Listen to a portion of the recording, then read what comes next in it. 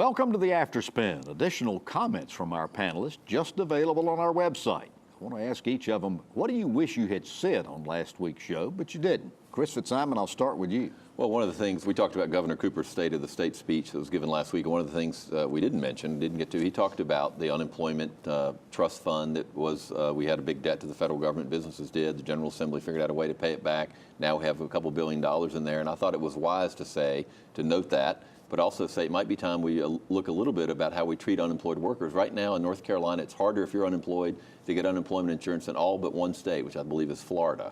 So we got a fund. We need to make sure that we're still taking care of people because there are people in rural areas who are still having a hard time finding a job. And they draw fewer weeks of unemployment. That's right. Well, fewer weeks. There's more restrictions. It's harder to get them. When you look at it statistically, we're one of the stingiest in the country, and we shouldn't be giving people money who don't deserve it. But there are a lot of people who are trying to find a job and still can't. Any idea there's any appetite for that in the legislature? I haven't seen any, but there needs to be. All right. Phil, what do you wish you'd have said on last week's show? Again, when we were talking about working together or not, I predict that the biggest fight will be over how much to increase spending. I believe the Republicans have budget maybe increases spending 2%, 2 or 2.5, and Governor Cooper's 5 point something. I believe it'll of course be closer to the Republicans, but it will be interesting to see what they don't fund that he has suggested. I did a column on this past week, and I said both parties are sounding like broken records right now. The Republicans used to rail about the fact that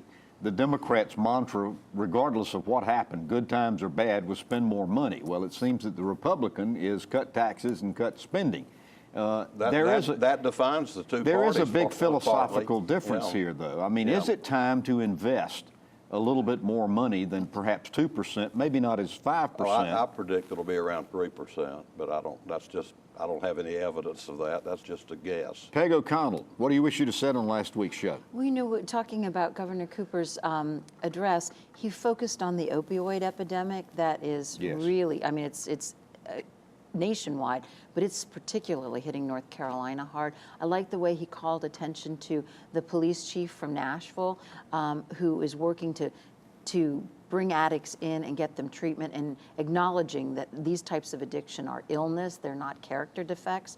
I think that was something that we need to talk about a lot, and I think that's a place where there might be common ground with the legislature. Everyone I talk to about, we talk a lot about tobacco, but they always come back with, what are we going to do about opioids? You know, I think you and I were probably the only, in fact, all 5 of us around this table were the only people that weren't asked to stand up and be recognized in the gallery during that State of the State's page. I had a conflict. So That's all right. I'd watch on television. Yeah, John Hood, tell us what you wish you'd have said on last week's show. Speaking of the battle of the speeches, we talked about both speeches, including Phil Berger's remarks, and Chris made a reference to a line where Berger was complaining about vulgar protests. Now, this phrase got a lot of jokes and laughter, and people were making fun of it, and there were social media memes about what's he talking about.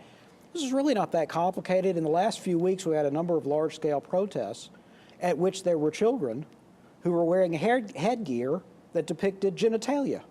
And there was lots of people talking about how vulgar that was. Now, that's what he was probably thinking of. Were those protests against Republican lawmakers?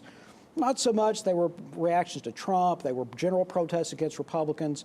But that's what he was talking about. It wasn't mysterious. There are, in fact, vulgar protests in our recent past, disgusting protests. Are you saying we don't have a right to wear genitalia on our heads? I'm not going to say anything about it, but if the pronoun is we, I just leave that out entirely.